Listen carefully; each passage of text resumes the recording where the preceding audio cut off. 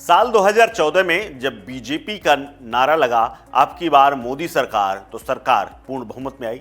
फिर उसके बाद साल 2019 में नारा बदला, हुआ मोदी है तो मुमकिन है और एक बार फिर मोदी सरकार। इसके अलावा अब आ रहा है 2024 और इस 2024 में मोदी की गारंटी और फिर आएगा मोदी जैसे नारे आसमान में गूंजने की शुरू हो चुके हैं। वहीं अगले लोकसभा चुनाव के लिए पार्टी के सूत्रों ने मीटिंग के बाद यह बताया है कि नरेंद्र मोदी वापस आएंगे या नहीं ये तो नहीं पता, लेकिन ये एक बार फिर से धमाकेदार वापसी की पूरी संभावना है। बीजेपी ने आगामी लोकसभा चुनाव को लेकर तैयारियां अभी से तेज कर दी हैं और बीजेपी ने लोकसभा चुनाव के मद्देनजर नया नारा भी दे दिया है और नारा कुछ इस प्रकार है, अब की बार 400 पार, तीसरी बार मोदी सरकार। जी हां, इसी नारे के साथ अब बीजेपी लोकसभा चुनाव के रण में उतरने जा रही है। लोकसभा को लेकर बीजेपी की बैठक में तय हुआ है कि देश भर में विधानसभा स्तर पर नए वोटर्स को लुभाएंगे, उनको लेकर सम्मेलन करेंगे, महिला सम्मेलन किए जाएंगे,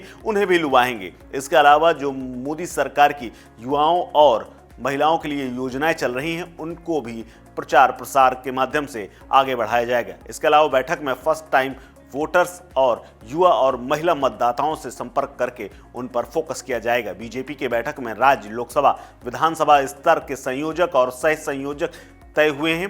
बैठक में यह भी बताया गया है कि जल्दी ही लोकसभा चुनाव के मद्देनजर प्रधानमंत्री, गृह मंत्री, रक्षा मंत्री और बीजेपी अध्यक्ष जेपी नड्डा के दौरे शुरू हो जाएंगे। यानी चुनाव धीरे धीरे करीब आ रहा है और बीजेपी एक्टिव होती हुई नजर आ रही। विपक्षी दलों के हमलों के बीच बीजेपी का जोश एक बार फिर से हाई है क्योंकि राम मंदिर सामने दिख रहा है। बीजेपी ने आगामी लोकसभा चुनाव को लेकर अभी से तैयारियां इसीलिए तेज कर दी हैं क्योंकि पहले विधानसभा चुनाव हो चुका है, अब राम मंदिर बनेगा और उसके बाद राम मंदिर की प्राण प्रतिष्ठा के बाद लोकसभा चुनाव अपने चरम पर पहुंच जाएगा। बीजेपी ने लोकसभा चुनाव के मद्देनजर नया नारा तैयार किया है। बीजेपी ने इसीलिए नया नारा देकर आगे काम करना शुरू कर दिया है। दरअसल लोकसभा चुनाव की तैयारियों को लेकर मंगलवार को बीजेपी के दिल्ली में बड़ी बैठक हुई। जानकारी सामने ये भी आई है कि इस बैठक में पार्टी के असंतुष्ट नेताओं को लेकर विचार विमर्श किया गया, साथ ही चुनाव पर एक कमेटी का भी गठन कर दिया गया है। आगामी लोकसभा चुनाव के लिए पार्टी की रणनीति और अयोध्या में राम मंदिर के प्राण प्रतिष्ठा समारोह पर चर्चा करने के लिए बीजेपी के वरिष्ठ नेताओं की मंगलवार को यानी आज बैठक हुई। बैठक में पार्टी महासचिव सुनील बंसल, केंद्रीय मंत्री भूपेंद्र यादव, अश्विनी वैष्णव, मनसुख मंडाविया और असम के मुख्यमंत्री हिमंत बिस्वा शर्मा मौजूद रहे। अयोध्या में राम मंदिर का प्राण प्रतिष्ठा समारोह 22 जनवरी को होना है और उसकी भव्य तैयारियां अभी से ही जारी। मौजूदा नरेंद्र मोदी की सरकार में बीते 10 सालों में बीजेपी को उसके उत्तरी आधार से दक्षिणी की ओर और पश्चिम गढ़ों से पूर्व की ओर विस्तार करने की शानदार मौका मिला था और उसे भुनाया भी।